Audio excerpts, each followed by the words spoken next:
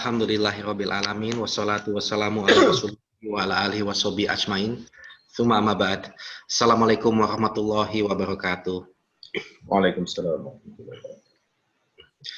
Bapak Ibu sekalian, kami ucapkan terima kasih atas kehadirannya. Kita kembali ke kajian tadabbur Al-Qur'an yang diselenggarakan oleh Pejuang Subuh Masjid Raya Pondok Indah.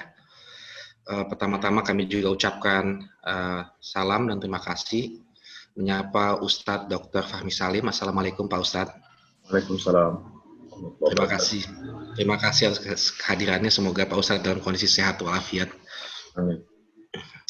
Baik Bapak Ibu sekalian, insya Allah kita akan meneruskan kajian tadabbur surat Al-Baqarah. Insya Allah minggu lalu kita menyelesaikan kajian sampai dengan ayat 246. Dan insya Allah pada hari ini kita akan coba untuk mentadaburi surat Al-Baqarah dari ayat 247 sampai dengan 249. Insya Allah kajian ini akan berlangsung dari pukul 5.30 sampai dengan pukul 7, di mana waktu untuk kajian itu berlangsung sampai pukul 6.30.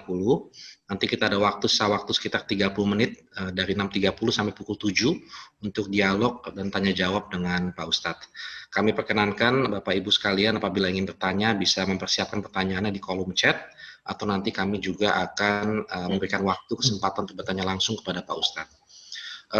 Bapak Ibu sekalian yang mungkin yang tidak menghadiri kajian ini, minggu lalu kita menyelesaikan kajian sampai dengan ayat 246 surat Al-Baqarah, di mana di situ kita sedang ayat tersebut membahas mengenai kaum Bani Israel setelah peninggalan Nabi Musa alaihissalam, di mana mereka kelihatannya enggan untuk berperang dan mereka meminta kepada nabinya untuk ditunjuk seorang pemimpin ya atau raja gitu. Dan mereka berjanji apabila raja itu ditunjuk mereka akan ikut berperang. Nah, pada hari ini kita akan mendengar kisah kelanjutannya dari ayat 247 sampai 249. Mari kita konsentrasikan, kita siapkan konsentrasi kita untuk mendengar kajian yang akan dipimpin oleh guru kita. Semoga apa yang kita dengarkan bisa kita ambil, kita petik pelajarannya, dan kita internalisasikan dalam kehidupan kita untuk kita amalkan agar menjadi hamba yang bertakwa. Baik Bapak Ibu sekalian, untuk mempersingkat waktu, untuk tempat dan waktunya kami persilahkan kepada Dr. Fahmi Salim. Tafadhol Ustaz. Baik.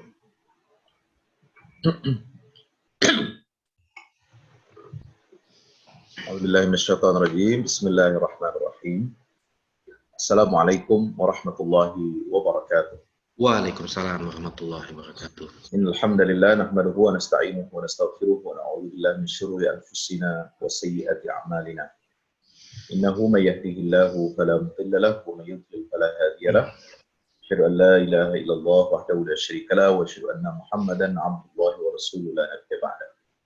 Allahumma shalli wa sallim wa barik ala nabiyyina Muhammad wa ala alihi wa sahbihi wa man ittaba'a hudahu ila yaumil qiyamah.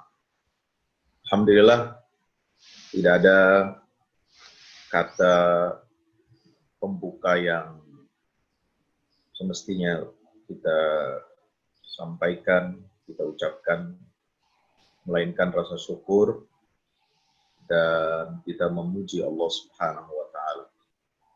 Sebab Dialah yang pantas untuk kita puji.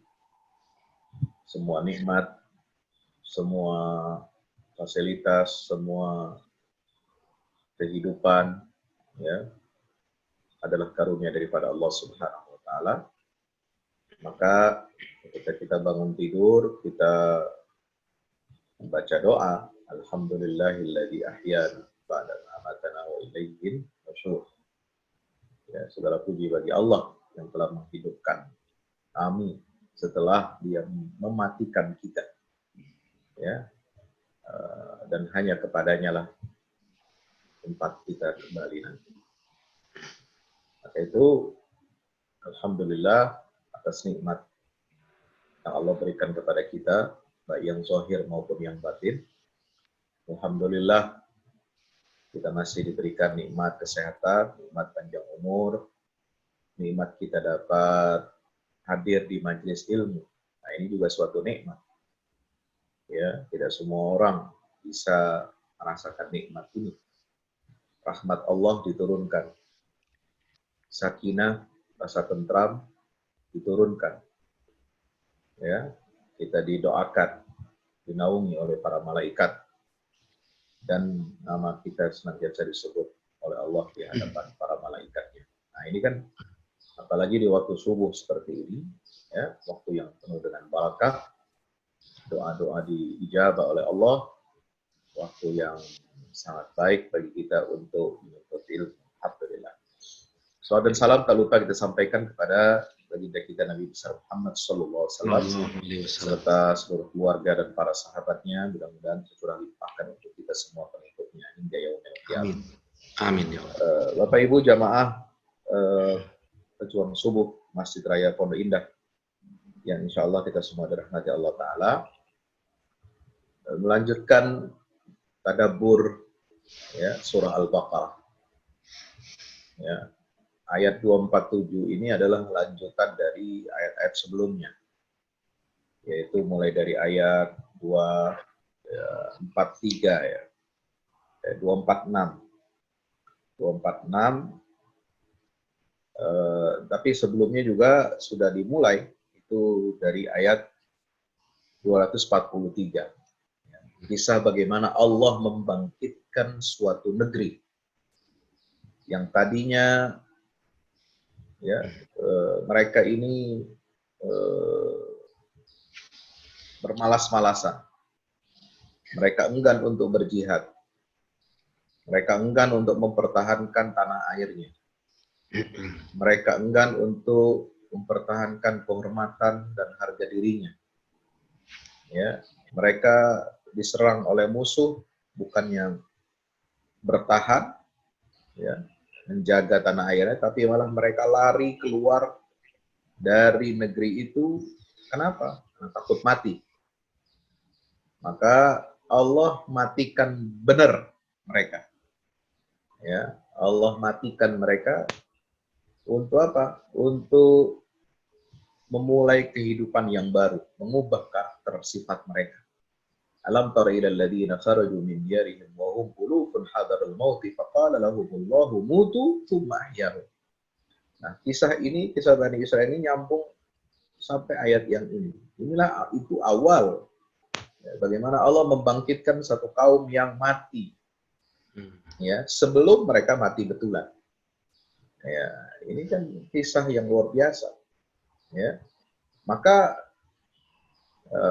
kalau kita sebagai suatu umat, suatu bangsa, kita tidak boleh menyerah. Kita pantang menyerah.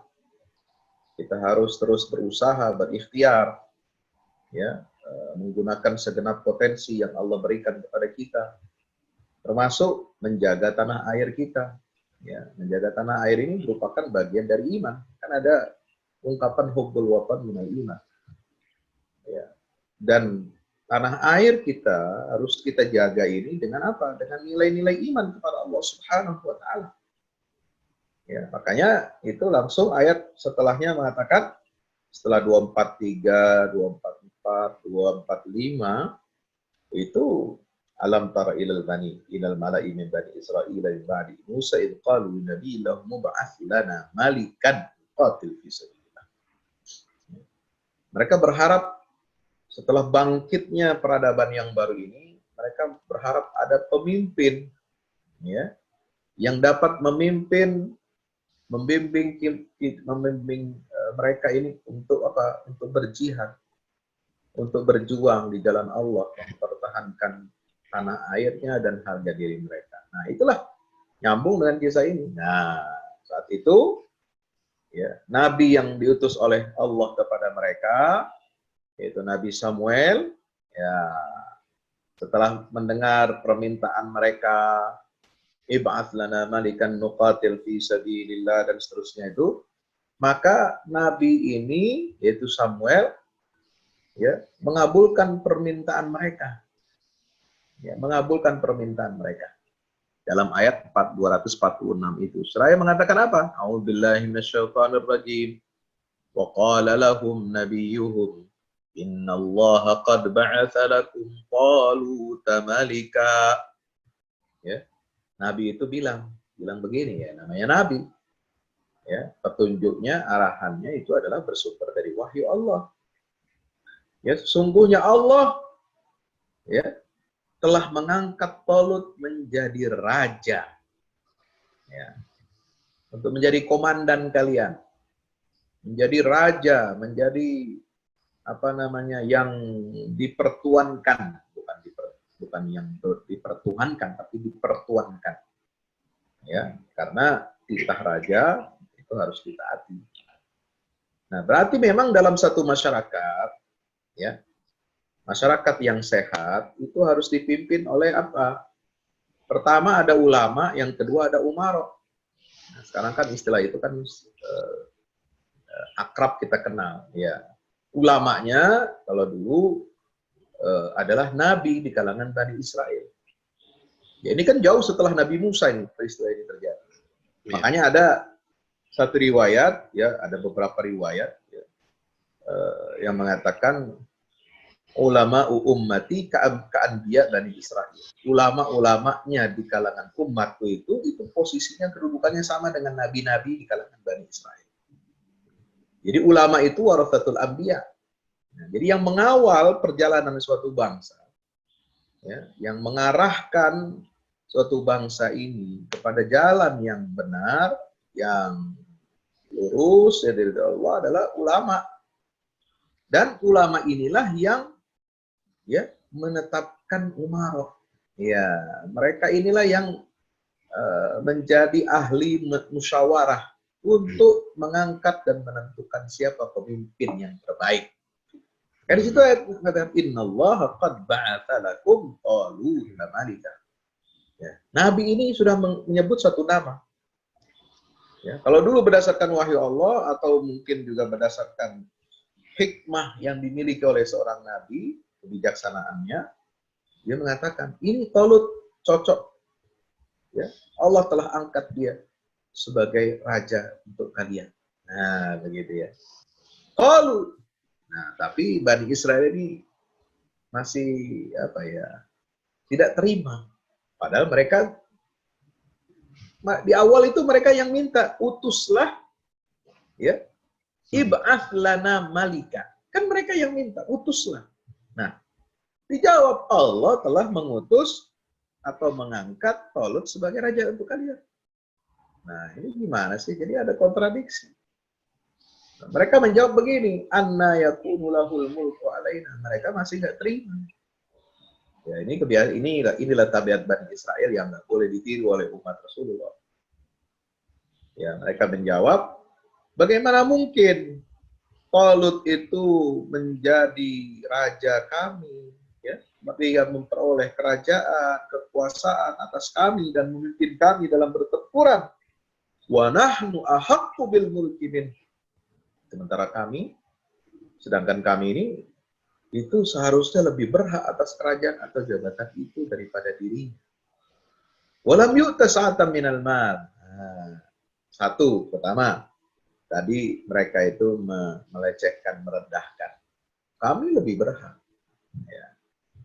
Kenapa lebih berhaknya? Lam yu'ta sa'atan minal mal. Ya. Dia tidak diberi kekayaan yang banyak. Nah, ini kena banget nih. Ya, inilah tipe atau karakter masyarakat yang materialistis. Ya, sudah rusak karakternya, ya. Jadi mengangkat pemimpin itu harus dari orang kaya, orang yang banyak duit. Ya, yang bisa memberikan kesenangan di awal, di muka, ya, kayak kita sekarang musim pilkada, ya, pemilu, pilpres, ya, itu yang dipilih bukan yang paling berkompeten, ya, yang dipilih bukan yang terbaik, yang dipilih bukan yang berprestasi, tapi yang dipilih adalah siapa yang bisa memberikan uang.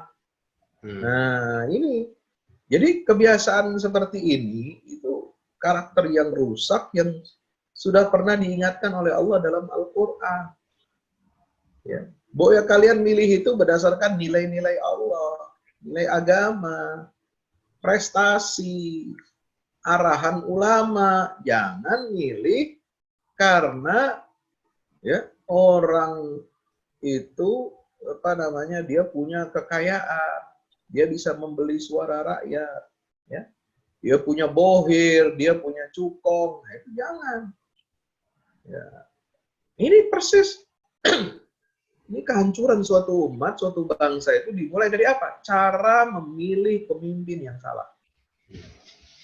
Ya. Ketika umat, ketika bangsa, ya sudah rusak karakternya, ya terbelenggu oleh materialisme, oleh paham kebendaan, oleh keuangan yang maha kuasa, maka itulah awal pangkal dari kehancuran. Nah, maka ini diluruskan, ya, diluruskan oleh Nabi Samuel. Qala, ya, Nabi itu berkata, Innallaha astafahu alaikum. Allah telah memilihnya sebagai raja kami. Pilihan Allah itu yang lebih baik. Pilihan Allah itu terbaik. Ya, jangan kalian bantah-bantah. Ya, memang dia nggak punya uang, tapi memang dia nggak punya harta, tetapi wazadahu bastatan fil ilmi wal jism. Ya, Allah telah memilih Talut ini sebagai raja, ya, dan memberikan kepadanya sesuatu yang memang membuat dia itu layak menerima tugas itu, yaitu apa? Nah, di sini karakter pemimpin yang harus kita angkat, harus kita pilih, ya. Kelayakan, kepantasan seseorang itu memimpin itu karena faktor apa? Ya, satu, bastotan fil ilm. Dia punya kelebihan ilmu.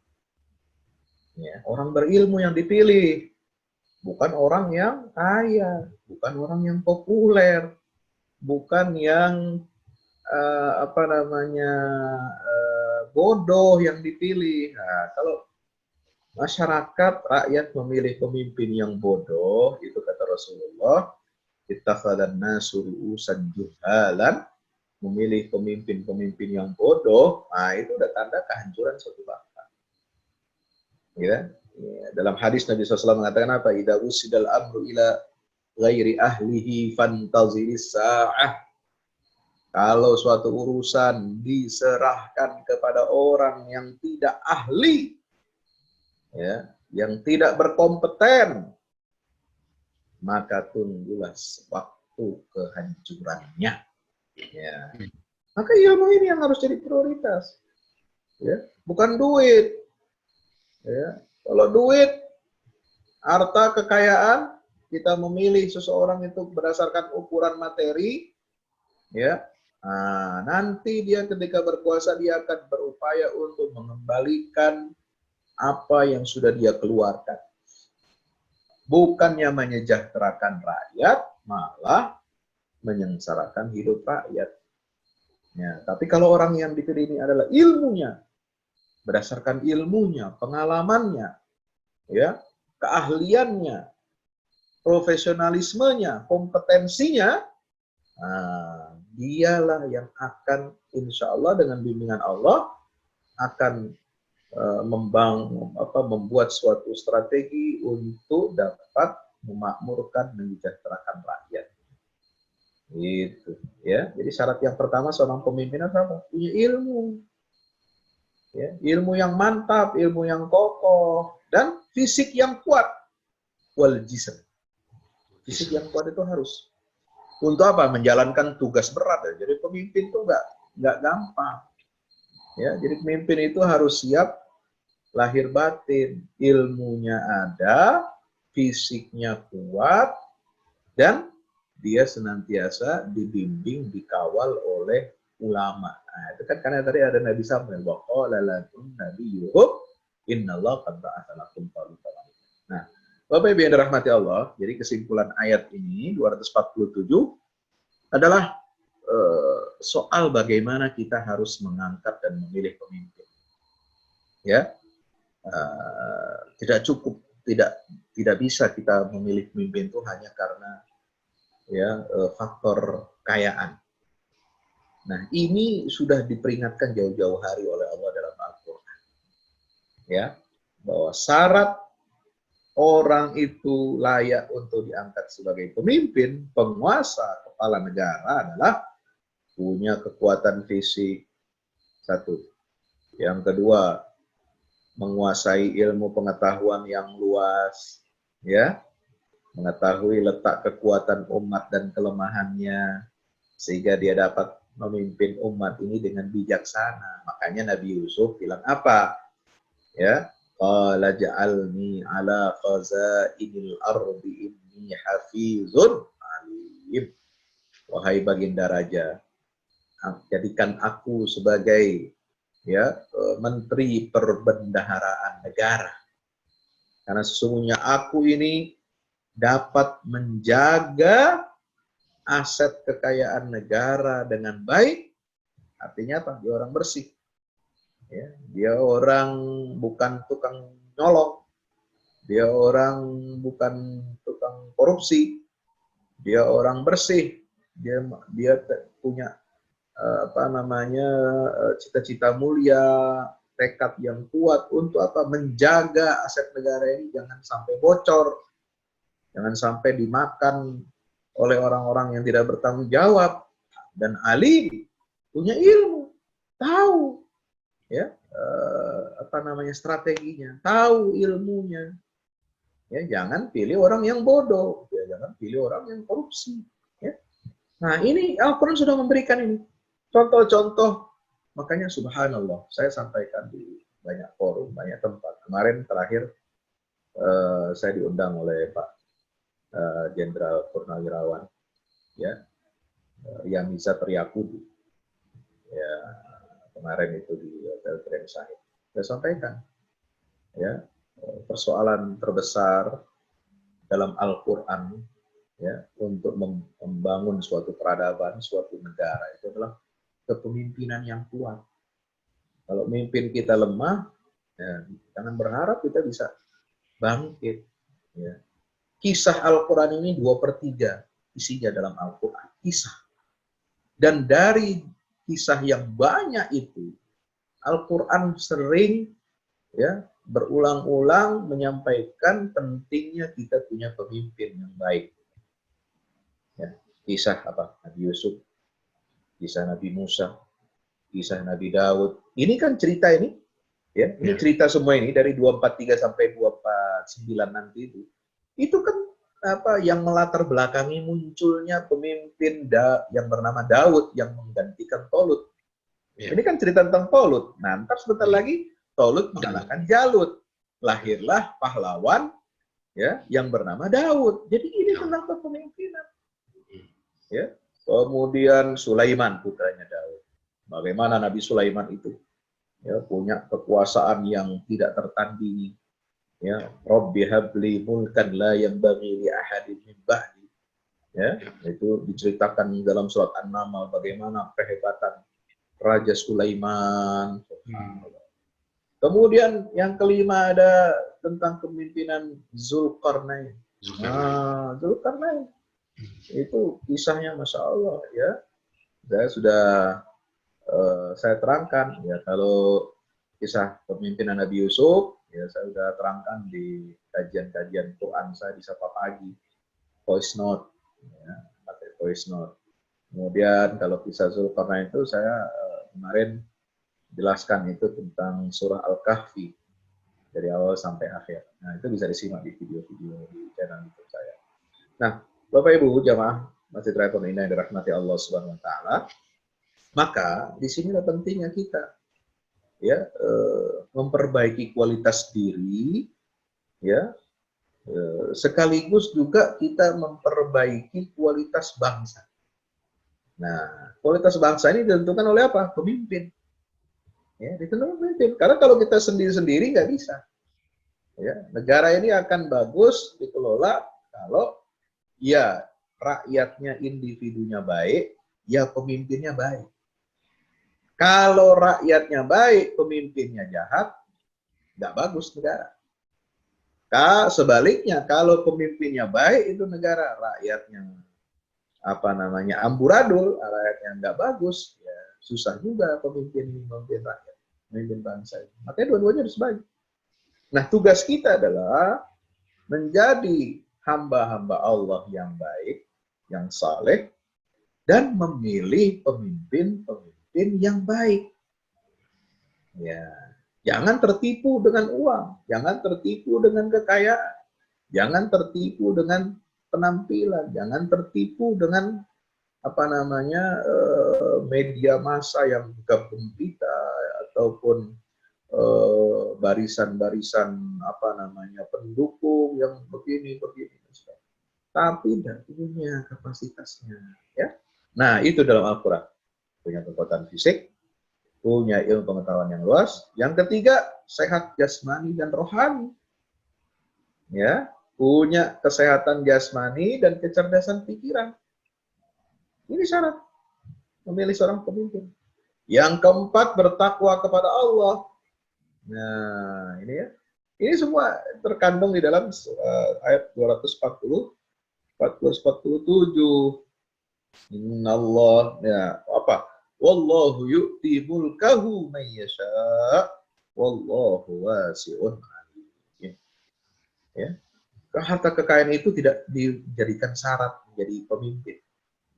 Ya, ini hebatnya Al-Qur'an. Enggak ada. Ya.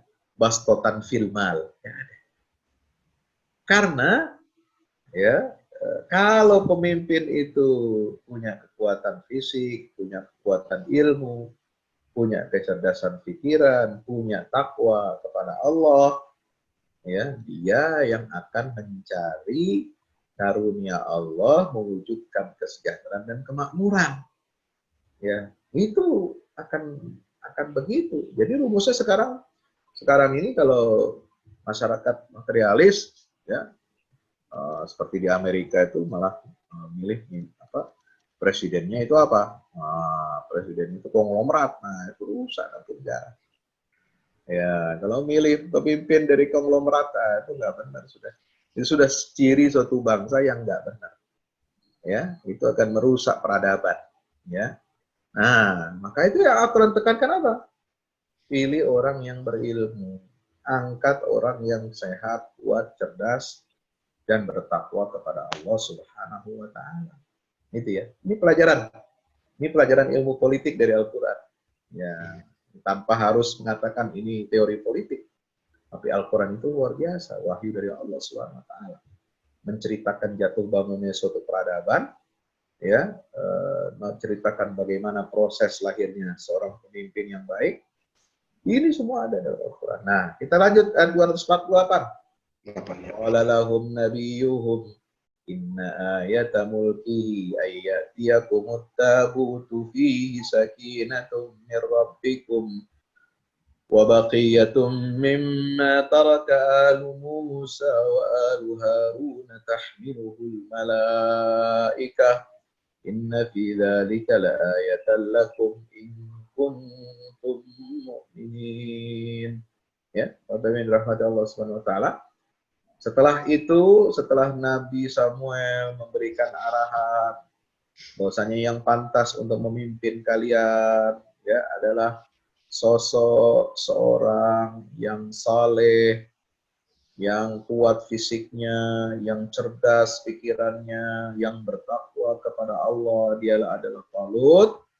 Dan Nabi Samuel menjelaskan, menepis, ya, anggapan, menolak anggapan bahwasanya pemimpin itu harus dari kalangan orang yang berduit. Maka Nabi Samuel dalam ayat ini mengatakan, apa bukti Allah meridhoi kekuasaannya? Inna ayata mulkihi. Ya, bahwa dia layak, ya, untuk memimpin kalian itu karena dia apa?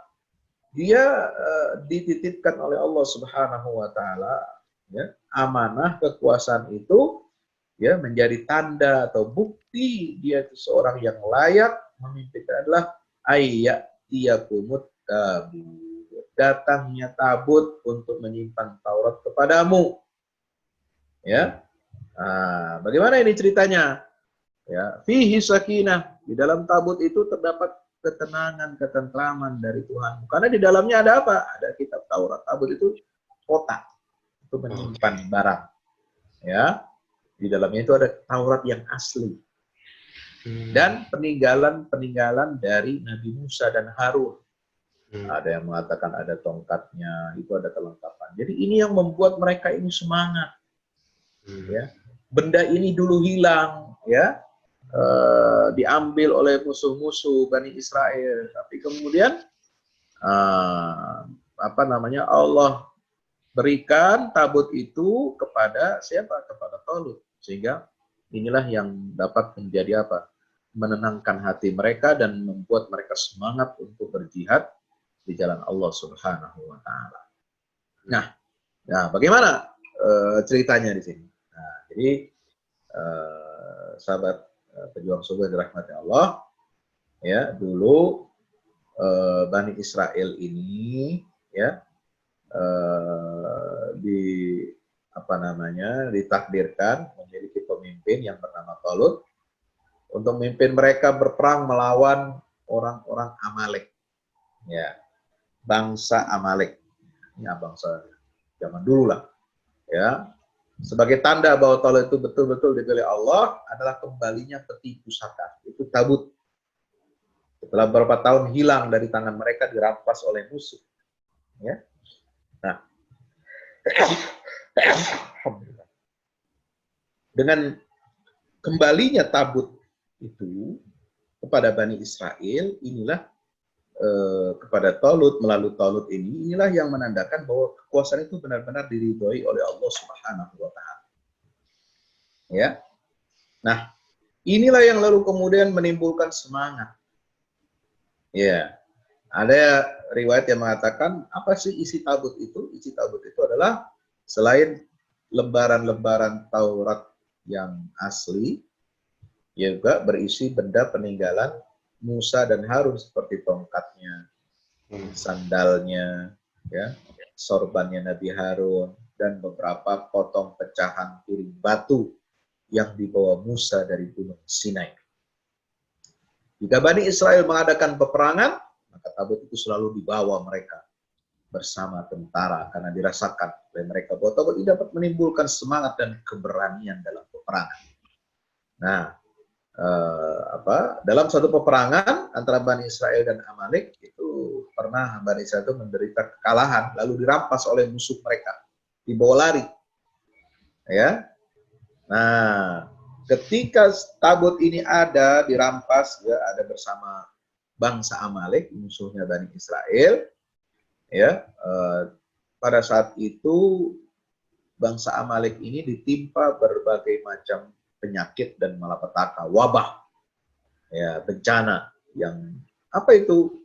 Wabah yang merusak tanaman-tanaman mereka, berjangkitnya penyakit, sehingga mereka merasa sial dengan adanya peti pusaka milik Bani Israel itu. Lalu kemudian, ya, mereka kembalikan tabut itu kepada Bani Israel. Dengan cara apa? Dengan cara, ya, diletakkannya peti pusaka itu dalam sebuah kereta, ya, kereta yang ditarik oleh 2 ekor sapi, ya, model pedati lah, ya. Nah, ternyata pedati itu dikemudikan oleh malaikat sehingga kembali lagi kepada Bani Israel. Nah, itu bagaimana caranya, bagaimana ininya, itu Allah yang lebih tahu, ya. Ini hanya informasi dalam Al-Quran, tahmiluhul malaikat. Jadi kereta pedati itu ditarik oleh malaikat sehingga kembali lagi kepada Bani Israel. Dan datangnya tabut itu tepat sekali waktunya dengan terpilihnya Talut sebagai raja. Nah, maka itulah, dengan tanda itu maka Bani Israel lalu kemudian mau tunduk dan menerima Talut sebagai raja mereka. Ini ringkasan daripada ayat 248. Baik. Masuk ayat 249. Ya. Falamma fasala Talutu bil junudi qala innallaha mubtaliikum binahar faman shariba minhu falaysa minni ومن لم يطعمه فإنه مني إلا من اغترف غرفة بيده فشربوا منه إلا قليلا منهم فلما جاوزه هو والذين آمنوا معه قالوا لا طاقة لنا اليوم بجالوت وجنوده قال الذين يظنون أنهم ملاقو الله كم من فئة قليلة غلبت فئة كثيرة بإذن الله والله مع الصابرين. Ini kisah ya yang sangat luar biasa yang berbarengan. Jadi kenapa ya ayat ini itu turun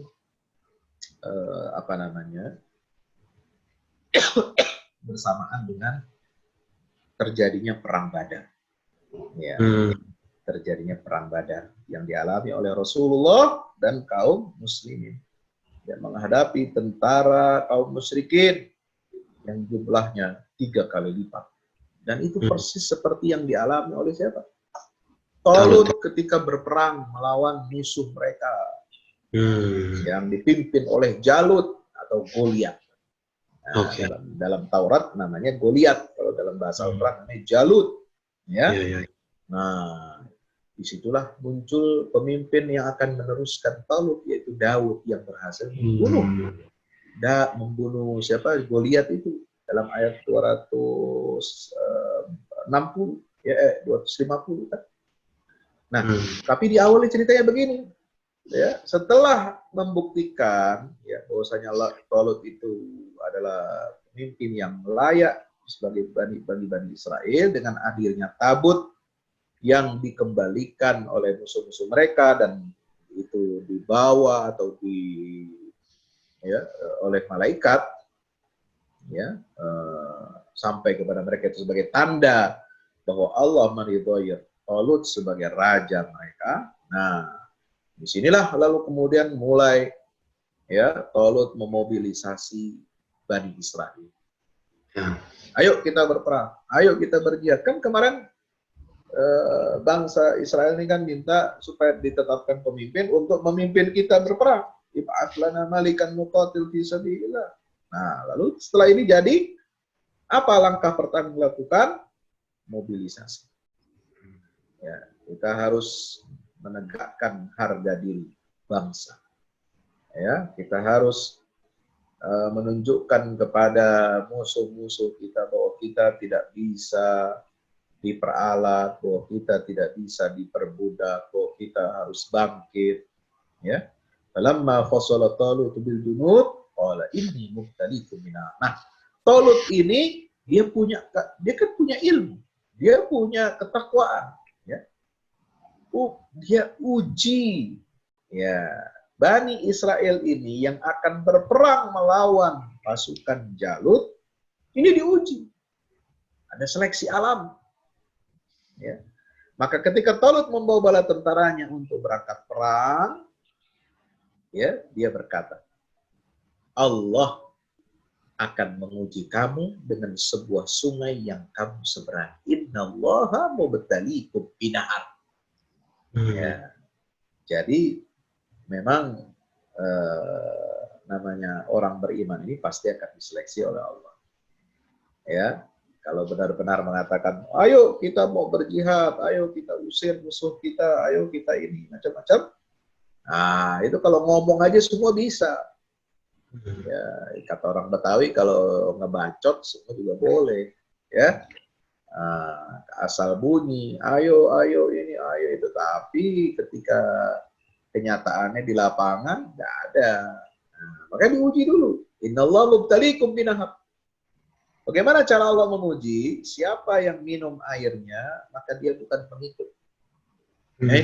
Bayangkan orang pasukan jauh berangkat, ada sungai di depan, ya tentu orang yang haus, dahaga pasti pengen minum air dari sungai itu. Tapi justru kebalikannya. Kalau minum kamu dari situ, air sungai itu, maka itu bukan pengikut saya. Kalau ingin ikut saya memenangkan ya memenangkan pertempuran melawan musuh, jangan sekali-kali minum dari sungai itu. Wa man lam yat'amhu fa innahu minni. Orang yang tidak meminumnya, maka dia adalah pengikutku. Ya. Jadi ini diuji oleh Allah, ketegaran, kesabaran, ketaatan kepada pemimpin, ya.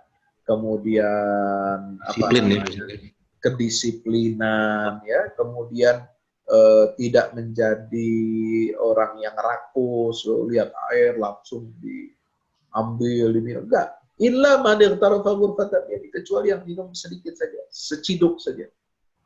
Ya, seciduk dengan tangan. Ya, nggak boleh ambil banyak-banyak. Fasyaribu minhu illa qalilan minhum. Apa yang terjadi? Nggak sabar, nggak disiplin, nggak taat, ya. Mereka berhamburan untuk setelah ketemu sungai itu, mereka semuanya rata-rata minum dari sungai itu untuk menghilangkan dahaga. Udah nggak tahan, nggak bisa menahan nafsu untuk minum. Ini baru minum doang. Nah ini kan sudah menjadi cerminan. Menahan minum aja udah kagak bisa, gimana menahan yang lain, syahwat yang lain. Nah minum ini kan sesuatu yang kecil, sederhana, ya. Sederhana. Kalau menahan diri saja dari minum aja gak kuat, bagaimana dengan syahwat yang lain? Bagaimana ketika dihadapkan kepada godaan dunia? Dihadapkan kepada segepok uang, dihadapkan kepada segepok emas, bukan segepok kalau emas, ya, seember gitu ya, atau dihadapkan kepada berlian, tahta, macam-macam. Ya, apalagi uang air aja, ya, yang murah aja kalian, ya, nggak disiplin. Syahwatnya muncul, ya, nauzubillah min dzalik. Nah itu sudah, ini makanya diuji oleh Allah. Cuma ujiannya itu cuma minum doang. Nah, tapi banyak yang nggak lulus, illa qalilan minhum, kecuali hanya sebagian kecil saja. Yang kuat, yang disiplin, ya, yang minum sedikit aja, seciduk aja pakai tangan. Ini seciduk tangan, ya, udah segitu aja. Sekedar untuk apa? Sekedar untuk melepas supaya mereka bisa bertahan. Udah cukup. Maka disitulah falamma jawazahu walladziina aamanu ma'ahu.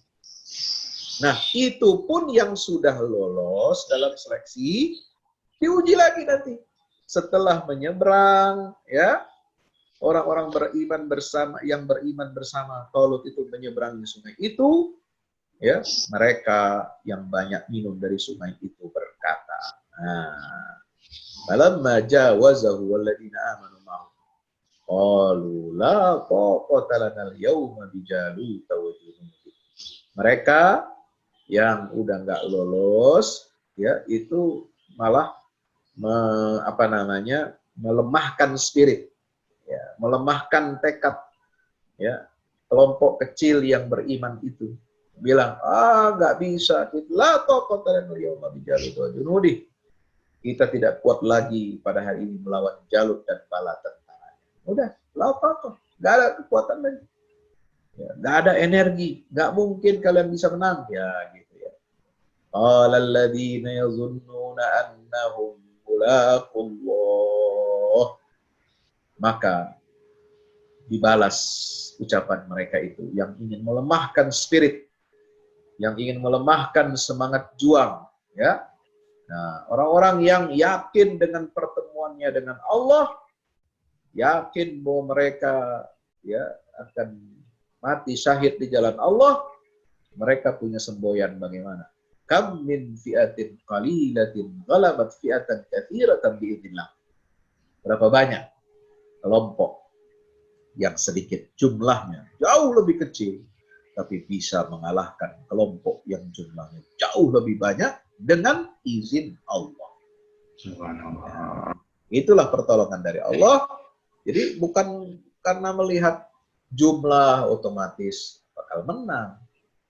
Melihat persenjataan yang lebih modern, lebih lengkap, otomatis bakal menang.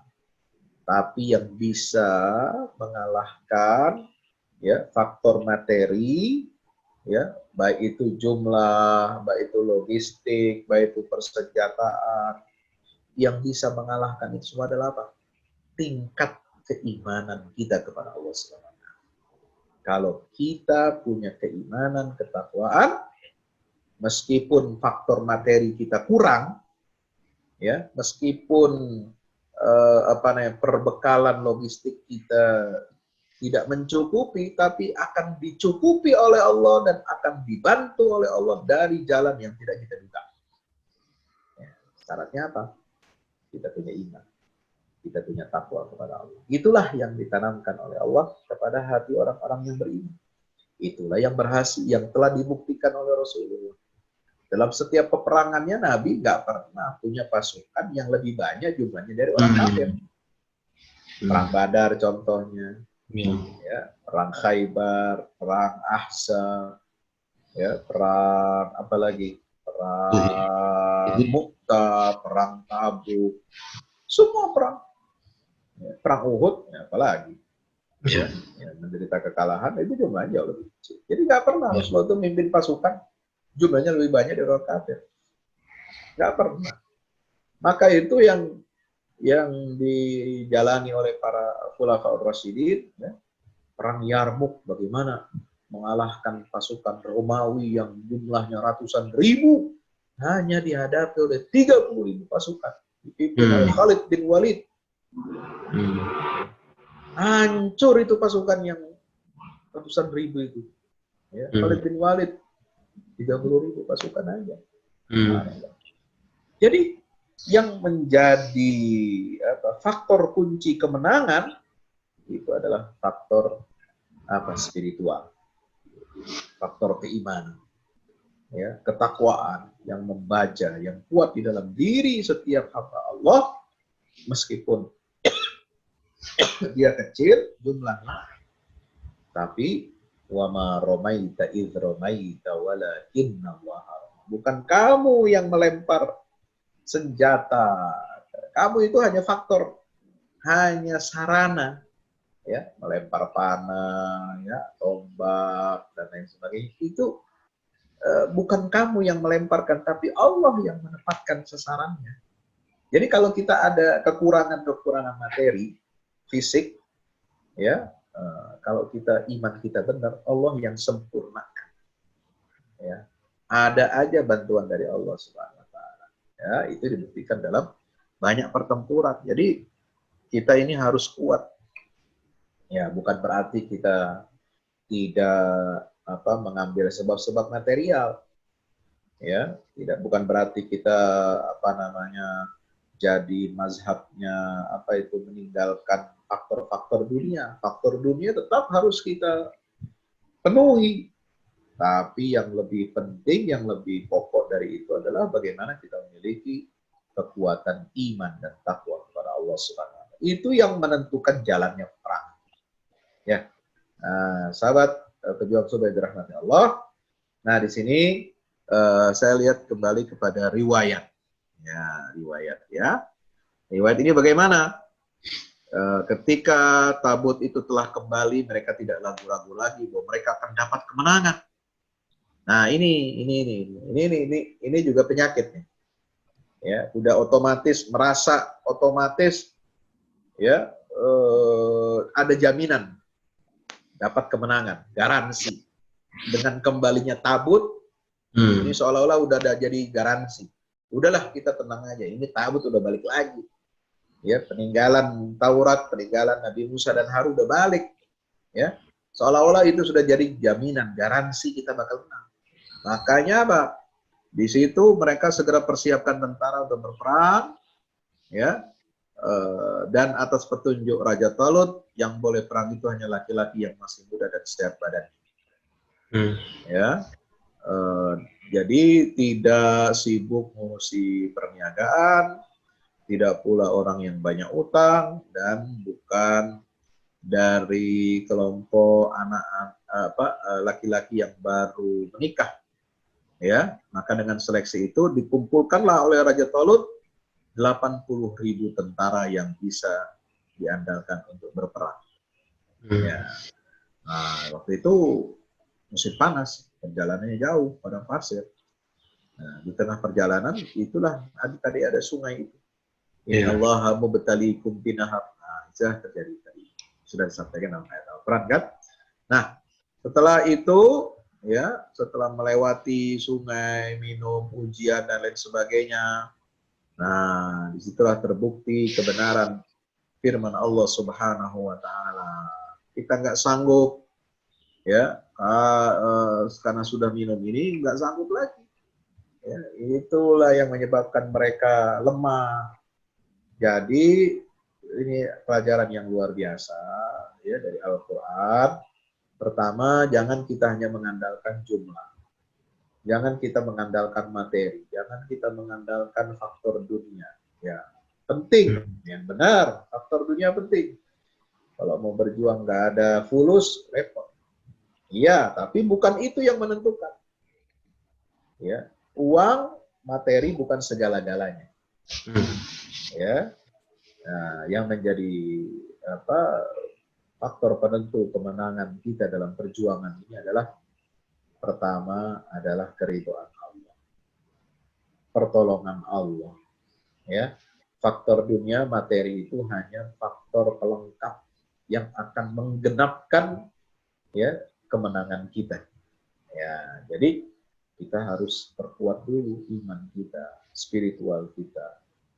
Ya, lalu dilengkapi dengan apa? Faktor materi. Karena sahabat-sahabat Nabi juga dulu berjuang berjihad, dia siapkan materi. Utsman bin Affan sediakan sarana prasarana perang. Ya. Beliau itu siapkan 900 kuda, 100 kuda, 100 ekor unta. Dia persiapkan.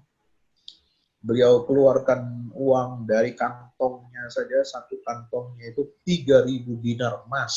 Oh, Mbak bayangkan. 3.000 dinar emas berapa miliar? Ya, itu. Nah, itu semua artinya apa? Sahabat Nabi itu ya memiliki kecerdasan spiritual dan kecerdasan emosional. Ya, dalam berjuang betul memerlukan materi, tetapi yang lebih itu daripada itu adalah pendidikan karakter. Ya, semangat untuk berjuang di jalan Allah Subhanahu wa taala. Ya, gitu. Nah, kita masih ada waktu sedikit, kita terusin aja ya, tanggung ini. Itu ayat 250. Walamma barazu li Jalut wa junudi qalu rabbana afrigh alaina sabran wa thabbit aqdamana wansurna 'alal qaumil kafirin. Fahazamuhum bi'idznillah wa qatala Dawud Jalut wa atallahu al-mulka wal hikmata wa 'allamahu ma yasha'. Walaula daf'ullahi an-nasa ba'dahum ba'dan lafasadatil ardh walakin Allah dzul fadlin 'alal 'alamin. Jadi ini mirip dengan pertempuran Badar. Nah, jadi harus dituntaskan.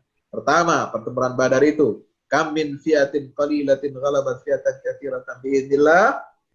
Kelompok yang kecil bisa memenangkan pertarungan melawan kelompok yang lebih banyak jumlahnya, lebih banyak, lebih lengkap senjatanya. Ya, persiapannya, fisiknya, materinya. Nah, yang kedua doanya doa yang dipanjatkan oleh tentara-tentara yang beriman yang dipimpin oleh Talut melawan Jalut adalah Rabbana afrigh alaina sabra wa tsabbit aqdamana wansurna 'alal qaumil kafirin. Wahai Tuhan kami, limpahkan kesabaran kepada kami. Jadi ini kesabaran ini menjadi ya, kunci untuk memenangkan pertempuran. Sabar. Ya. Tidak boleh lemah semangat, ya. Tidak boleh lari dari pertempuran. Tidak boleh merasa takut. Ya, sabar mengendalikan emosi, mengendalikan syahwat. Nah, tadi kan mengendalikan syahwat, sabar ketika disuruh jangan minum banyak-banyak. Ya, kan itu sabar.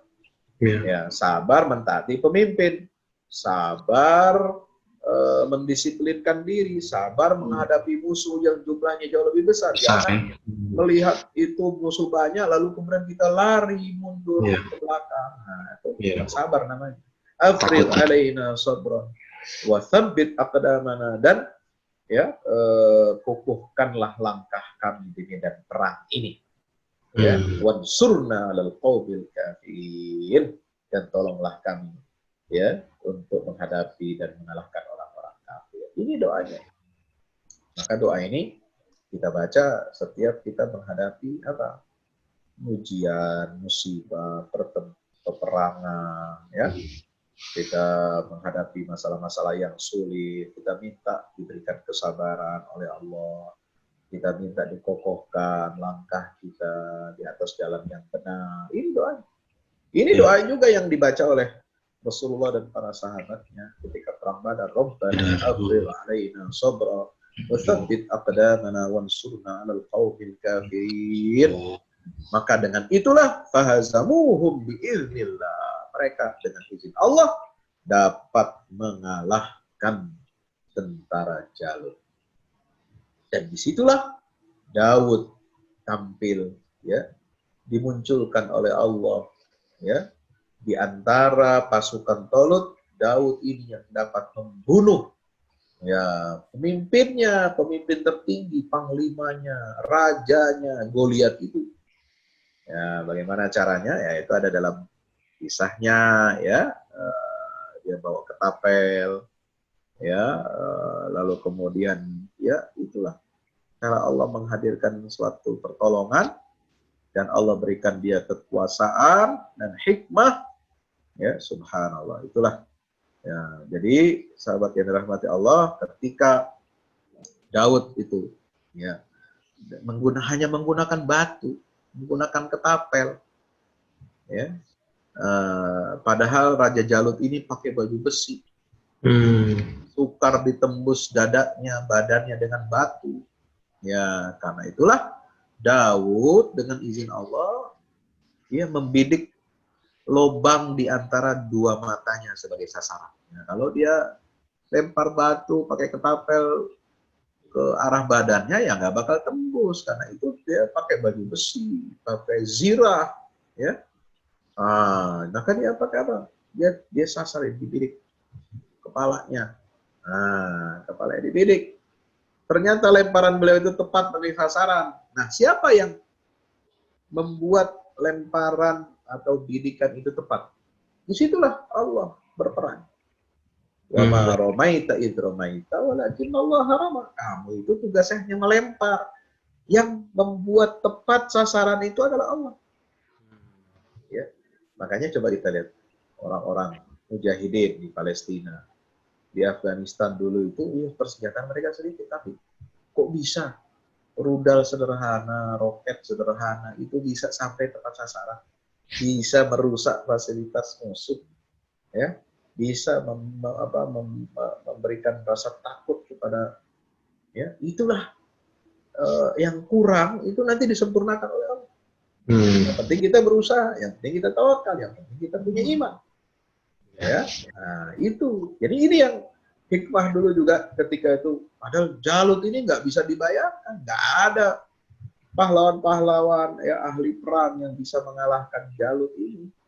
Ya, yang punya fisik yang kuat, badannya tinggi, diajak kelahi, duel 1 lawan 1, nggak ada yang bisa menang lawan Jalut. Tapi cuma anak kecil, ya, anak remaja yang kerjanya, ya, menggembala kambing, dia pakai batu saja dilempar pakai ketapel, mati, ya, tembus itu kepalanya, ya.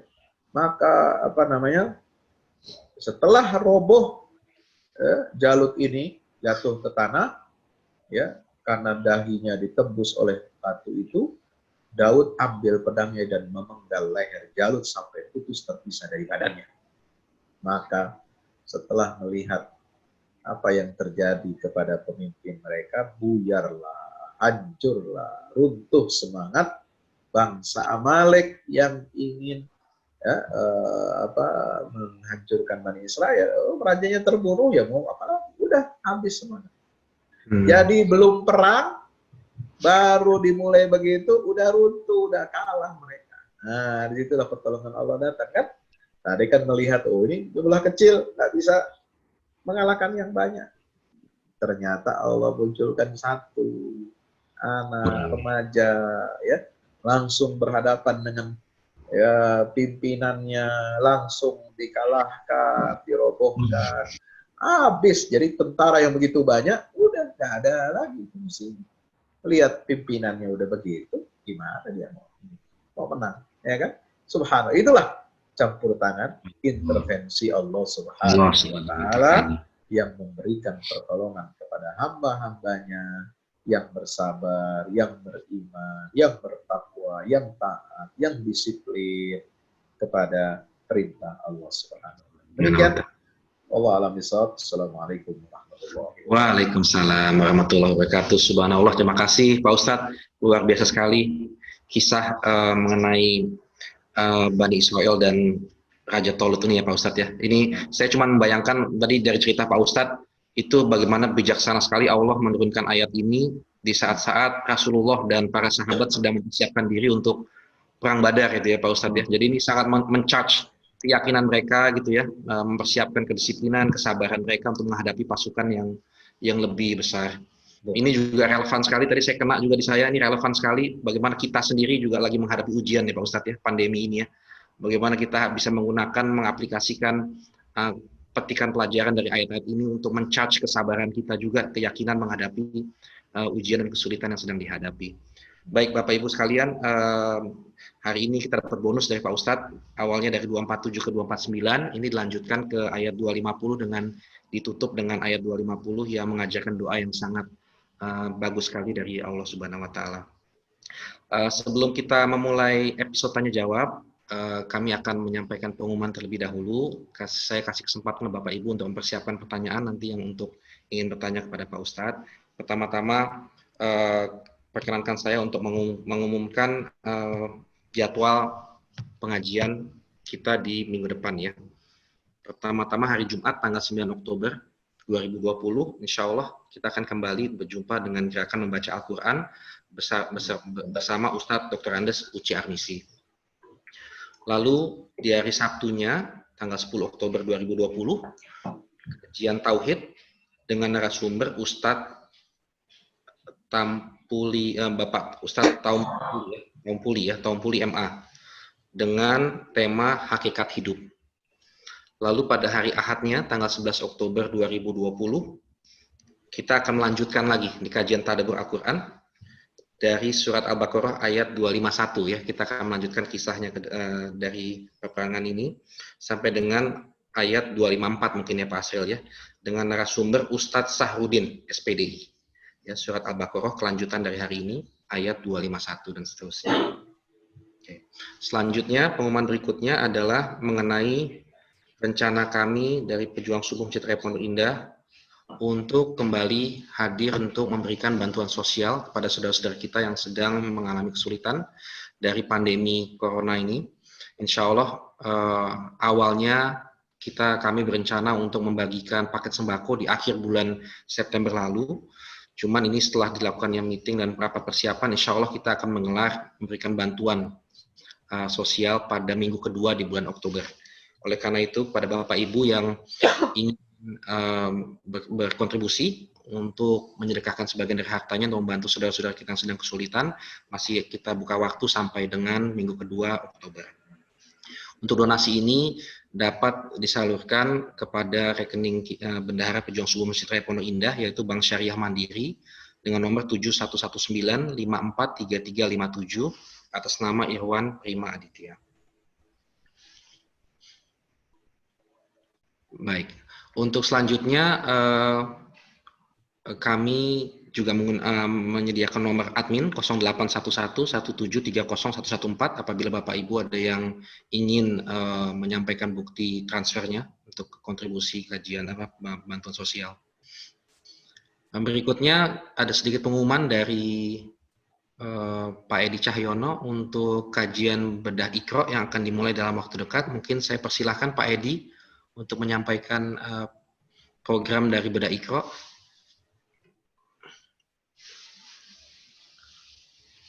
Pak Edi ada?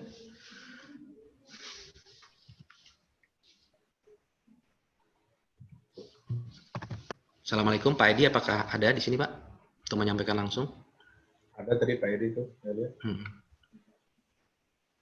Pak Agung mohon dibantu mungkin Pak Syahidin, Pak Edi juga bisa menyampaikan langsung.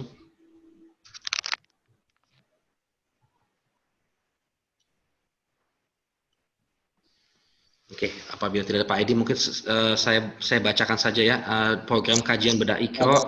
Oh ada. Oke, ya silakan Pak Edi. Silakan Pak Edi. Silakan Pak Edi. Di-unmute dulu Pak Edi. Assalamualaikum Sudah, silakan. warahmatullahi wabarakatuh. Waalaikumsalam warahmatullahi wabarakatuh. Bapak-bapak, ibu-ibu yang dirahmati Allah, perkenankan kami atas nama manajemen Pejuang Subuh Masjid Raya Pondok Indah mengadakan classical training online, yaitu kajian bedah Iqra 2, langkah mudah tahsin dan tilawah Al-Quran, yang insya Allah kami akan selenggarakan pada hari Ahad tanggal 18 Oktober 2020 dan sampai 4 kali pertemuan yang insya Allah akan kami selenggarakan hingga tanggal 25 Oktober 2020. Dalam rangka tahsin dan tilawah ini, apabila bapak-bapak, ibu-ibu berkenan untuk segera untuk dapat mendaftarkan karena kelas kami terbatas, yaitu bisa langsung menghubungi atau ketik Iqra, kirim ke WA kami, yaitu admin dengan nomor 0811 730114 atau langsung diketik di dalam link kami di bedah Iqra.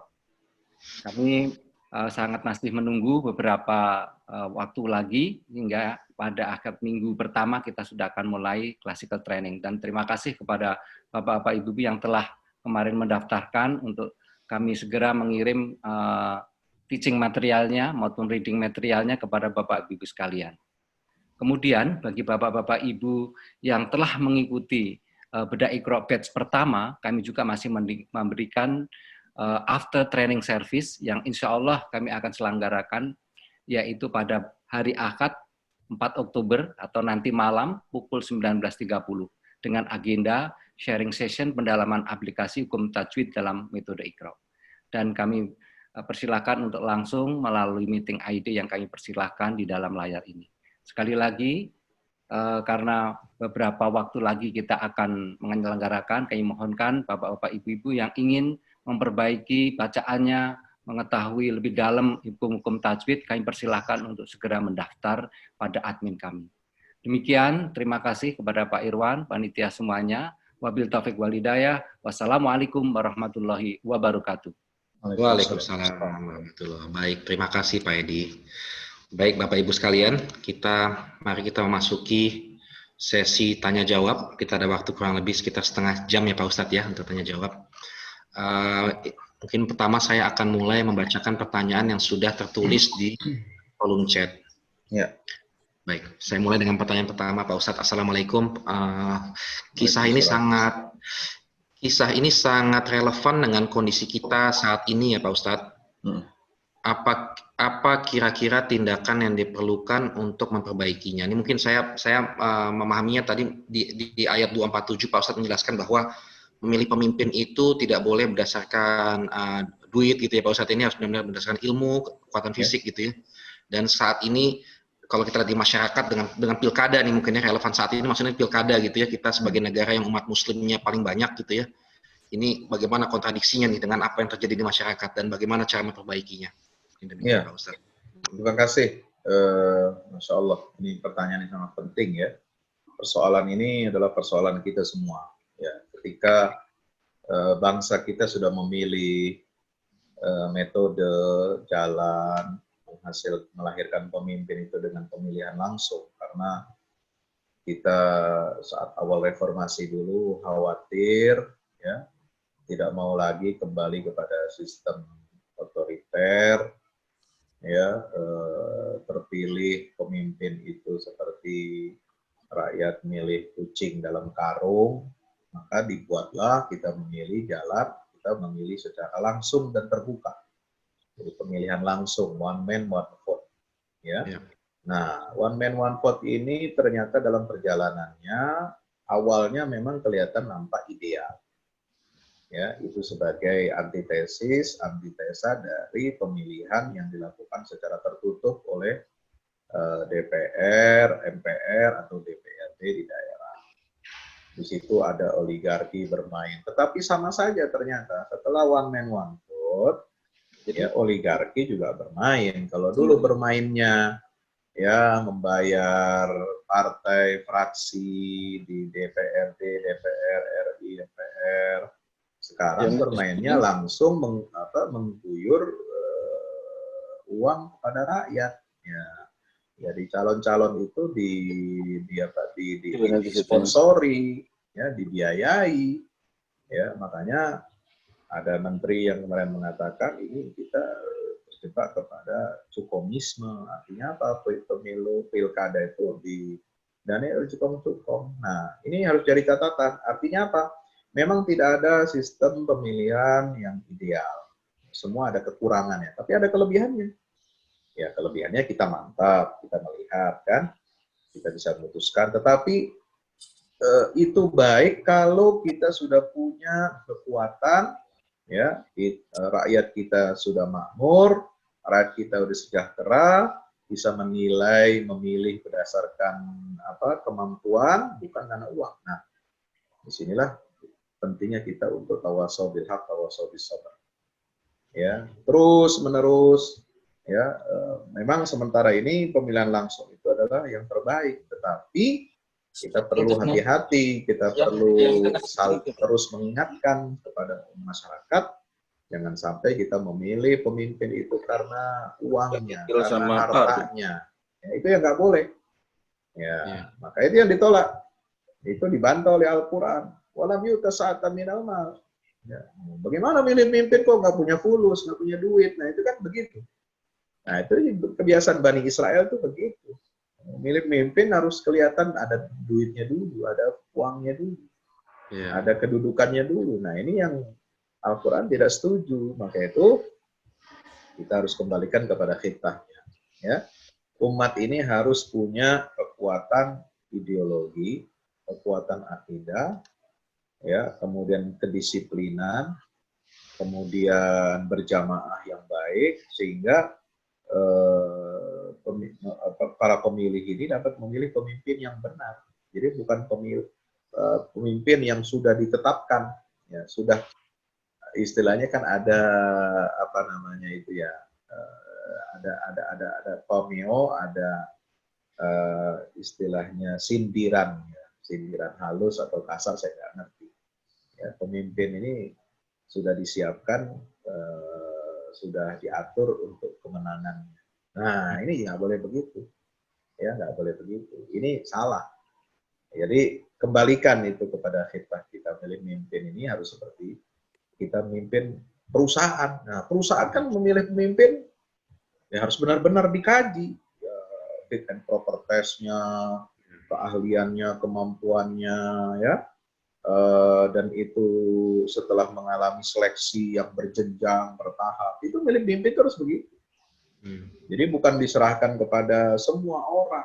Saya tanya, kalau di perusahaan milih direksi itu yang ngangkat siapa? Ya, ada rapat umum pemegang saham.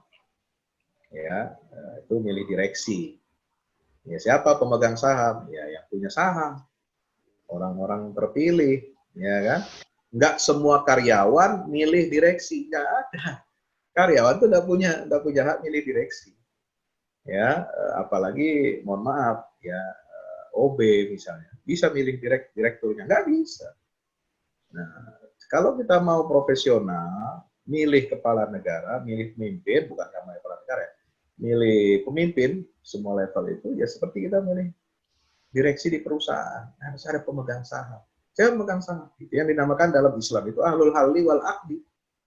Ya, ulama, intelektual, orang yang berilmu, orang yang memiliki kafa'ah, kemampuan. Makanya tidak banyak juga ormas Islam waktu itu sudah mengusulkan pemilih pemimpin ini kembalikan lagi kepada sistem, kepada pemilihan di MPR.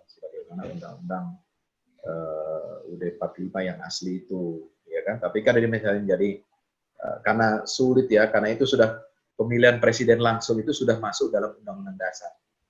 Ya, sekarang ini. Kalau pilkada mungkin masih bisa direvisi undang-undang politiknya. Ya, supaya, tapi oke lah.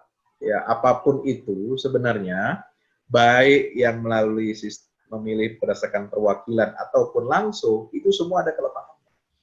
Lemahnya apa? Lemah iman.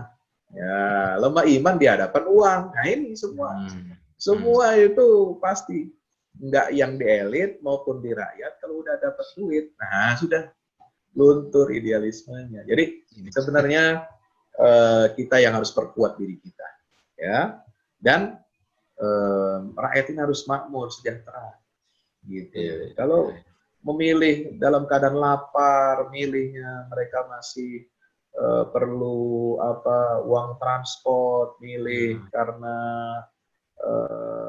rujukan ini dan itu, ya susah, ya akan dapat hasil pemimpin yang kualitasnya jauh di bawah standar. Ya, saya kira itu. Jadi ini pesan dari ayat Quran, mari kita renungi, ya, kita jadikan semboyan bersama, ya. Pemimpin itu bastotan fil ilmi wal jism, harus punya ilmu yang kuat, kompetensi, ya, dan kekuatan fisik. Artinya apa? Dia siap untuk menanggung beban-beban berat dalam mengelola negara ini. Allah alam besar. Baik, terima kasih Pak Ustadz. Ke pertanyaan berikutnya ya Pak Ustadz. Assalamualaikum Pak Ustadz.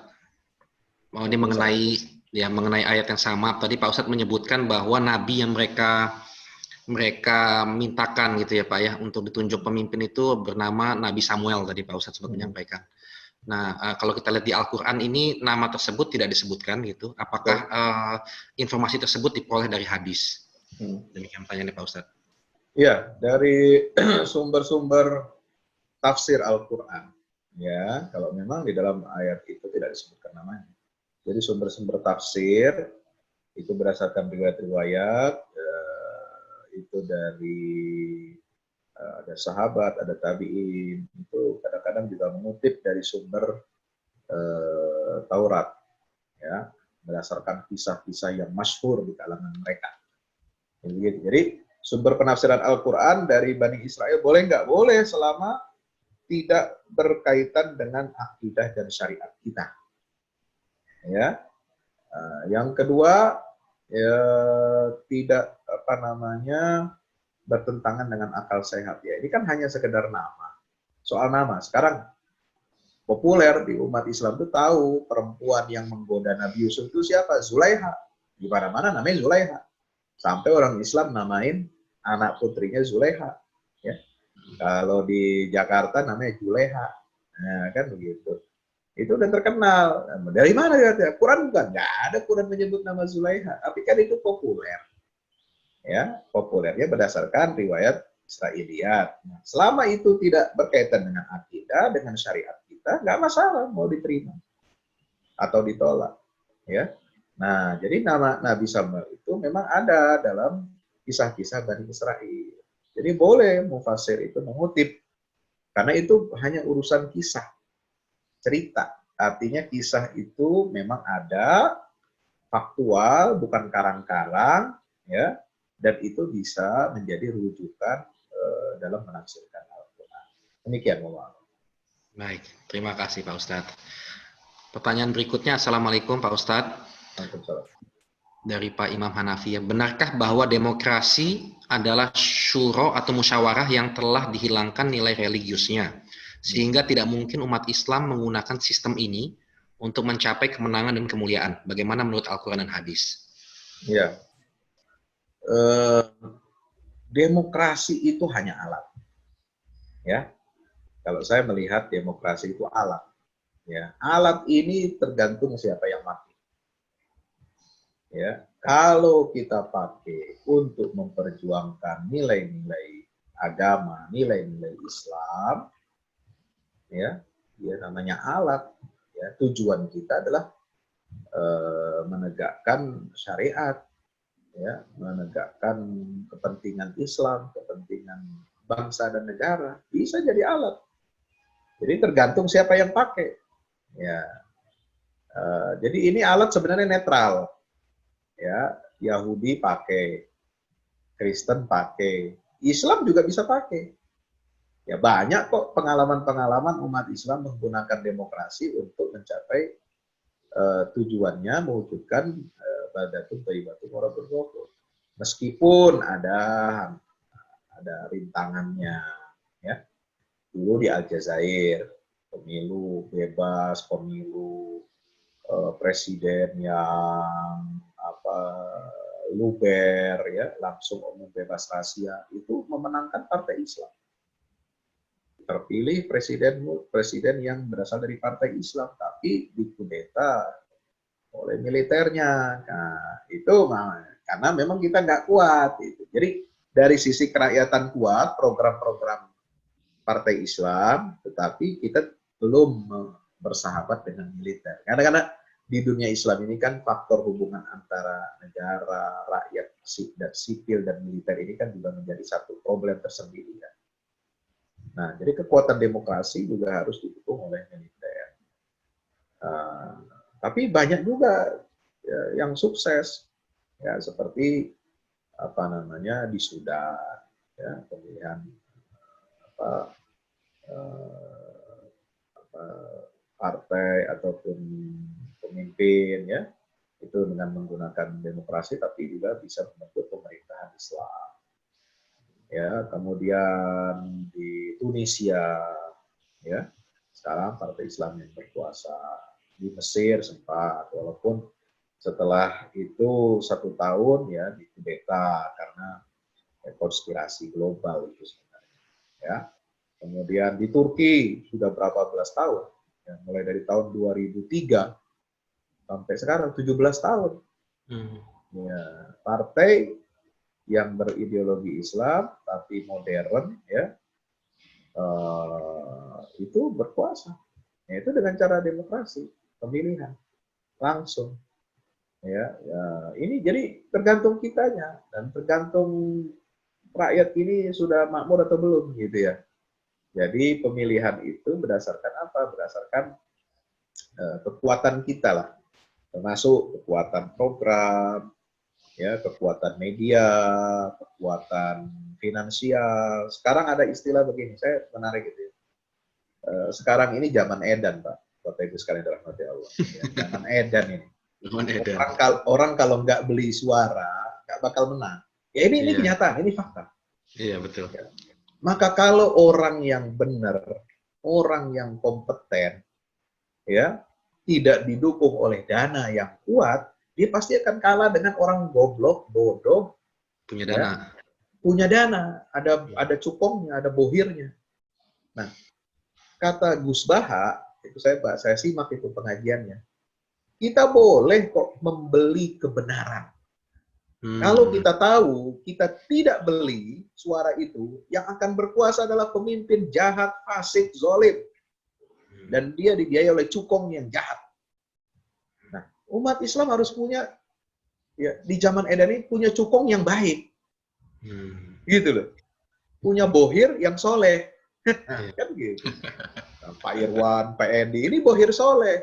Ayo danai yang baik. Calon pemimpin yang baik. Misalnya, kan begitu.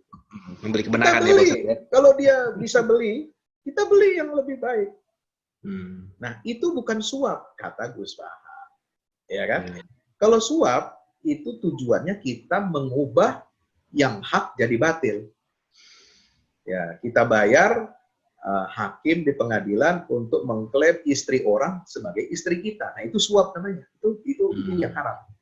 Tapi kalau istri kita diklaim oleh orang, ya, untuk dihalalkan oleh dia, sementara kalau kita nggak bayar ini hakim, ini jatuh hukum negara itu pada kebatilan, ya kita yang rugi, maka kita harus beli.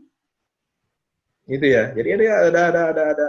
Jadi dalam politik itu memang kita harus ada siasat. Ya. Ya, sekarang zamannya begitu, Pak. Mohon maaf, bukan berarti kita ini berlomba-lomba, ayo suap-suap, enggak. Ya, kalau dia orang bisa money politics, ya, dan itu sudah dipertontonkan secara telanjang, ya umat Islam sekarang harus kumpulin dana dong. Ya, pilih orang yang baik, orang yang bisa membawa aspirasi umat. Ya, dan itu kita danai. Makanya, nah ini menarik. Ayat 243 itu, ya, 244, 245 itu kan setelah dimatikannya satu bangsa Israel itu, kul ahyahumullah mutu, ya, summa ahyahumullah, matilah kalian lalu kemudian Allah hidupkan lagi. Itu ada perintahnya dua. Perintahnya jihad, waqatilu fi sabilillah, dan yang kedua perintah berinfak, man dalladzi yuqridullah qardan hasana. Artinya infak politik itu penting. Ya, membackup pemimpin atau calon pemimpin yang soleh harus di backup dengan apa? Infak politik. Kita bahasanya infak politik. Ya, ini bahasa saya ya. Infak politik. Jadi harus didukung oleh umat Islam. Jangan kita pengen dapat duit. Justru kalau pemimpin yang soleh mau mencalonkan diri, kita yang mesti keluarin duit. Backup dia. Mau beli apa? Alat peraga. Mau beli apa? Sembako. Ayo kita patungan iuran. Ya, bagi fakir miskin supaya pilih pemimpin yang soleh. Boleh, boleh. Ya, karena ini jihad. Kan kalau nggak begitu, nggak bakal jadi pemimpin yang soleh. Kalau kondisinya begitu. Nah, itu kan ini kan kondisi nggak normal. Ya, saya ingin mengubah mindset ya. Ini kondisi kita nggak normal. Ya, boleh nggak begitu? Boleh. Kita sedang membeli kebenaran. Kebenaran. Nah, bahasa aja. Bukan suap. Ya. Karena kita pengen orang baik yang tampil memimpin. Ya. Sebab juga di Mesir itu dulu, ya itu didukung oleh pengusaha-pengusaha besar. Ya, tampilnya Mursi kuat, dan gerakan kerakyatan ekonomi itu mereka mendanai calonnya sendiri. Kalau tidak, ya habis. Ya, cukong-cukong besar itu yang bersatu ngumpulin duit, ya, modalnya cuma 10 triliun, dapat pemimpin. Enak kan? Nah, dia bisa selama 5 tahun berkuasa, dia dapat ribuan kali lipat dari cuma 10 triliun itu. Kan rugi kita. Lebih baik kita yang keluarin. Umat Islam kumpulin uang. Ya, seluruh Indonesia masa nggak bisa. 10 triliun kecil lah. Ya, kalau kita ini semua yang kecil-kecil itu jadi. Ya, kalau dikumpulin semua, ya, swadaya umat, bisa. Nah, bagaimana bisa ke sana? Nah, itu perlu ada leadership, kepemimpinan ulama yang ditaati, yang disegani, dan ormas Islam semua bisa bersama. Saya kira itu. Baik. Terima kasih Pak Ustadz. Dapat kosakata baru dari Pak Ustadz nih, infak politik untuk membeli kebenaran ya Pak Ustadz ya. Iya. Baik. Bapak Ibu sekalian, ini saya sudah ambil 3 pertanyaan dari kolom chat. Saya lihat ada pertanyaan dari Pak Erwin Siregar, cuman kurang lebih sama tadi pertanyaannya mengenai Nabi Samuel ya Pak Erwin. Iya. Saya tidak ulangi lagi. Baik, Pak Ustadz masih ada waktu untuk 1-2 pertanyaan dari Bapak Ibu yang ingin menanyakan langsung ke Pak Ustadz? Iya. Masih. Baik. Oke, baik Bapak Ibu sekalian, saya perkenankan apabila ada Bapak atau Ibu yang ingin bertanya langsung ke Pak Ustadz, bisa raise hand atau ada yang ingin bertanya langsung? Oh ya, baik. Pak Redi, silakan Pak Redi. Pak Agung mau dibantu Pak Redi, Pak. Masih di mute Pak Redi. Ya, silakan Pak Redi. Assalamualaikum warahmatullahi wabarakatuh, Pak Ustadz. Waalaikumsalam. Dalam menunjuk pemimpin, tadi disebutkan bahwa seorang pemimpin harus mempunyai kemampuan ya. Apakah itu selain kemampuan juga ada hal yang lain harus jadi pertimbangan, misalnya latar belakang sebelumnya dan kemampuan lainnya yang mendukung sebagai pemimpin. Pertanyaan kedua itu pertanyaan pertama. Pertanyaan kedua adalah mengenai ujian minum air sungai tadi. Tadi disebutkan bahwa diuji pasukan Jalut untuk minum air sungai. Pertanyaannya adalah berapa banyak jumlah pasukan yang lolos dari ujian air sungai, dan apakah pasukan itu yang kemudian bertempur dengan pasukan Talut atau seluruh pasukan yang bertempur? Karena ada beberapa tafsir yang menyebutkan yang lolos itu lolos dari ujian sungai hanya berjumlah sama dengan pasukan Rasulullah Muhammad dalam perang Badar. Demikian pertanyaan saya. Terima kasih. Ya, Terima kasih, Pak. terima kasih. Jadi track record, ya, syarat-syarat lain itu penting. Ya. Selain ilmu, selain kekuatan fisik, itu kan sudah masuk dalam CV. Ya, ada riwayat pendidikannya jelas, riwayat kesehatannya jelas, ya, riwayat keluarganya juga terus jelas. Ya, memang tidak disebutkan di dalam ayat itu secara detail, karena yang paling pokok itu kan riwayat kompetensi, wawasannya, ilmunya, dan kemampuan fisik, ya, mendukung. Ya, yang lain-lain itu bisa jadi pelengkap. Ya, jadi pelengkap, misalnya keluarga, latar belakangnya harus jelas, ya, nasabnya. Nah, itu tidak dirinci. Beda dengan kalau untuk urusan jodoh pernikahan, ya, kan dilihat 4 unsur, ya, nasabnya, keturunannya, ya, kemudian kedudukan sosialnya, kecantikannya, kemudian hartanya, dan sebagainya. Itu agak dirinci kalau pernikahan. Tapi kalau kepemimpinan, ya, itu diterangkan itu secara global, tetapi itu sudah merupakan inti. Ya, termasuk nanti syarat keimanan, ya, seorang Muslim bagi kita yang mayoritas adalah umat Islam.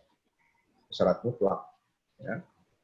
Nah, jadi track record itu penting, ya, untuk menjadi bahan pertimbangan bagi para pemilih. Dan kita umat Islam yang menentukan siapa yang pantas untuk memilih itu, yang dipilih maksud saya. Yang kedua, jumlah pasukan yang diseleksi, ya, yang sudah merupakan seleksi dari Allah melalui ujian sungai itu, ya, memang tidak disebutkan berapa jumlahnya. Hanya Al-Quran menyebutkan jumlah kecil, ya, kelompok kecil. Kelompok kecil itu berapa? Ya, bisa 100, bisa 200, bisa 300. Ya. Bisa saja sama dengan jumlah pasukan Badar. Yang tadinya, jadi ini mirip seleksi Allah itu. Di Badar maupun di perang Talut versus Jalut. Ya, kalau di perang Badar, Allah seleksi kaum munafik. Tadinya ada 1000, nah, ternyata 2/3 mundur. Itu kaum munafik. Sekitar 700 kaum munafik mundur. Ya, jadi yang maju hanya 313. Nah, itu juga bisa jadi yang, karena tidak ada data yang pasti, riwayat yang pasti, berapa jumlah pasukan Talut saat itu.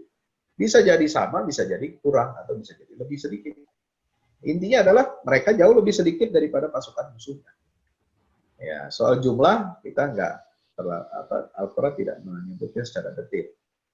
Ya, nah, saat itu satu. Yang kedua, peristiwa Badar ini adalah peristiwa yang mengubah peta perjalanan dunia. Jadi perang pertama dalam Islam, ya, perang suci dalam Islam yang pertama adalah perang Badar, dan itu motifnya adalah motifnya murni agama, 100%, ya, untuk kepentingan agama dan didorong oleh semangat agama. Inilah perang jihad, perang suci pertama setelah terjadinya perang Talut dan Jalut. Ya, perang-perang yang lain itu semua motifnya dunia. Ya, Romawi lawan Persia, ya, itu semua motifnya dunia semua. Ya, perang. Jadi Allah menyebut ini perang hak dan batil. Itu perang pertama setelah terjadinya Talut dan Jalut itu adalah perang Badar. Nah, ini yang menjadi benang merah, ya, sejarah kenabian, sejarah kerasulan antara Nabi Muhammad SAW dengan nabi-nabi Bani Israel itu dibuktikan dengan adanya perang Badar. Allah menyebut perang Talut dan Jalut itu sebagai perang yang memisahkan antara yang hak dan batil. Nah, perang Badar juga sama. Dan seleksinya juga jadi motivasinya sama, seleksinya sama, dan hasilnya, outputnya sama. Jadi ini uniknya, ya, ini menunjukkan kemukjizatan Al-Quran. Ya, berita yang dialami oleh Rasulullah pada saat itu sama dengan yang dialami oleh Talut dan Jalut di jauh masa-masa sebelumnya. Saya kira itu pelajaran dari Al-Quran. Baik. Baik. Terima kasih Pak Ustadz, terima kasih Pak Redi untuk pertanyaannya. Bapak Ibu sekalian, kita masih ada satu pertanyaan lagi. Kita berikan kesempatan apabila ada yang ingin bertanya langsung ke Pak Ustadz.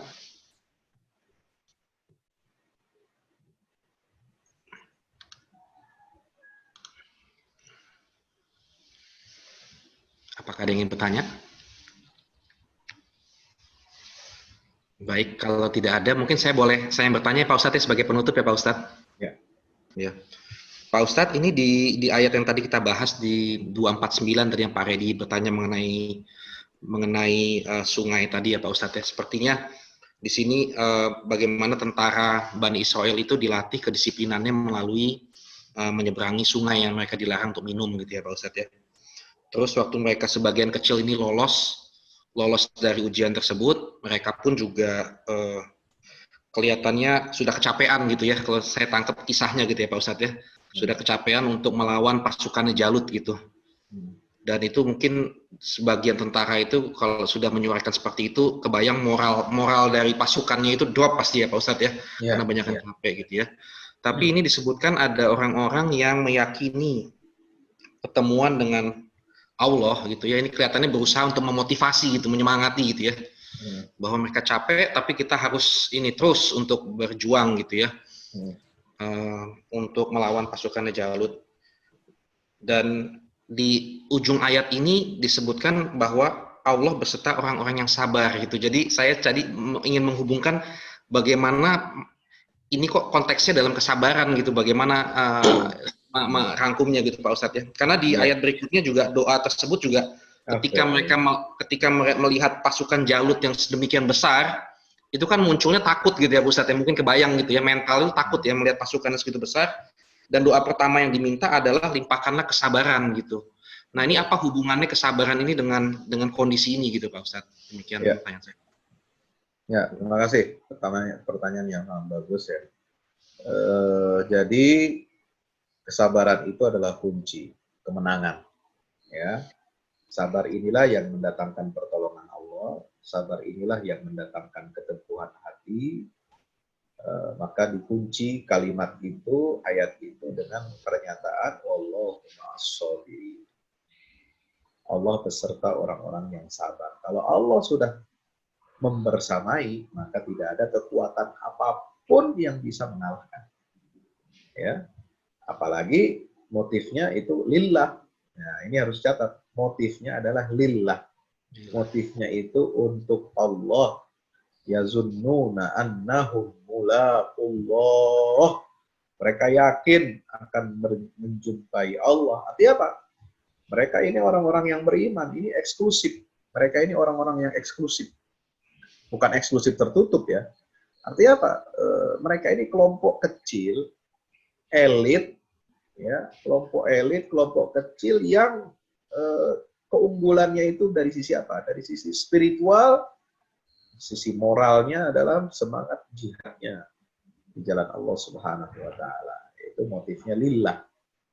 Nah, motifnya lillah, jadi kemudian dibarengi dengan kesabaran, ya, kedisiplinan, itu sudah wallahu ma'as-sabirin. Ya, itu Allah itu beserta orang-orang yang sabar. Ya, maka ditambah dengan doa. Jadi ada kekuatan fisik, ya, ada kekuatan strategi, ada kekuatan pemimpin, dan ada kekuatan doa. Ini. Jadi 4 unsur ini harus ada. Harus ada leader yang kuat, yang baik, yang soleh. Ada kekuatan fisik tentaranya, ya. Ada kekuatan spiritual, ya. yazunnuna annahum mulaqullah, dan ya, dan sabar, afriq alaina sabran, dan yang keempat itu kekuatan doa. Jadi 4 ini harus muncul, harus ada ya dalam jamaah untuk meraih kemenangan, meraih pertolongan dari Allah Subhanahu wa taala. Saya kira itu. Baik. Alhamdulillah, terima kasih Pak Ustadz. Bagus sekali kajiannya hari ini, Bapak Ibu sekalian. Kita disajikan kisah yang terbaik dari Allah, kisah dari zaman terdahulu yang bisa insya Allah menjadi kita petik pelajarannya ya Pak Ustadz ya untuk kehidupan kita. Baik, sebelum kita menutup kajian ini, kami mohon kepada kesediaan Pak Ustadz untuk bisa menutup kajian ini dengan doa. Waktunya kami persilahkan Pak Ustadz. Bismillahirrahmanirrahim. Alhamdulillahirabbil alamin. Allahumma shalli wa sallim wa barik ala nabiyina Muhammad wa ala alihi wa sahbihi ajma'in. Ya Allah, ya Tuhan kami, ampunilah dosa-dosa kami, dosa-dosa kedua orang tua kami, dosa-dosa guru kami, dosa kaum muslimin dan muslimat, mukminin mukminat yang masih hidup maupun yang sudah meninggal dunia, ya Allah. Rabbana ighfir lana dzunubana wa kaffir 'anna sayyi'atina wa tawaffana ma'al abrar. Ampuni dosa-dosa kami, ya, dan ampunilah kesalahan-kesalahan kami, ya Allah, dan dosa-dosa kedua orang tua kami terutama. Rabbana ighfir lana wa li ikhwanina alladziina sabaquna bil iman wa la taj'al fi qulubina ghillan lil ladzina amanu rabbana innaka ra'ufur rahim. Ya Allah, kuatkanlah iman Islam kami, kuatkanlah persaudaraan kami, kuatkanlah jamaah kami, kuatkanlah ibadah kami. Ya, berikanlah kami petunjuk kepada jalan yang lurus, ya Allah. Jalan para nabi, para siddiqin, para syuhada, para sholihin. Ya Allah, karuniakanlah kepada kami rezeki yang halal, banyak dan barakah, yang dengannya kami tidak meminta apa-apa kepada selain Engkau, ya Allah. Yang dengan bekal rezeki itu kami bisa menjalani kehidupan kami dengan baik, kami bisa memilih pemimpin kami dengan baik. Amin. Bisa membangun negeri bangsa kami dengan baik, ya Allah. Berikanlah petunjuk hidayah kepada para pemimpin kami, ya Allah, kepada para ulama kami, ya Allah, kepada seluruh kaum muslimin dan muslimat, ya Allah. Berikanlah kepada kami hidayah pada jalan yang lurus, ya Allah, agar kami dapat membangun negeri kami menjadi baldatun thayyibatun wa rabbun ghafur. Amin. Jadikanlah keluarga kami keluarga yang sakinah, keluarga yang mawaddah, keluarga yang penuh dengan rahmat darimu. Jadikanlah diri kami, keturunan kami, anak cucu kami, orang-orang yang saleh dan salehah, dan alimah, mujahid dan mujahid. Dan jadikanlah akhir hayat kami, ya, akhir hayat kami dapat mengucapkan la ilaha illallah. Amin. Ya Allah. Karuniakan husnul khatimah. Ya Allah, sembuhkanlah penyakit saudara-saudara kami, ya Allah. Baik yang tertimpa musibah COVID-19 atau penyakit-penyakit yang lainnya, hendakkanlah sembuhkanlah, ya Allah. Jadikanlah penyakit itu sebagai pembersih dosa, pelebur dosa-dosa mereka, ya Allah. Ya Allah, ya Rabbal Alamin. Jauhkanlah kami dari bala bencana, dari musibah, dari mara bahaya, yang zahir maupun yang batin. Ya, jadikanlah kami menjadi orang-orang yang sabar, orang-orang yang kuat, orang-orang yang tabah dalam menghadapi segala dan cobaan. Rabbana atina fid dunya hasanah, fil akhirati hasanah, wa qina adzabannar. Sallallahu ala Muhammad wa ala alihi wasallam. Alhamdulillahirabbil alamin. Pak Ustadz, terima kasih banyak atas nama Pejuang Subuh Masjid Raya Pondok Indah. Kami ucapkan terima kasih kepada Pak Ustadz atas kajian yang sangat bagus sekali hari ini. Semoga Pak Ustadz selalu sehat dalam lindungan Allah Subhanahu wa taala.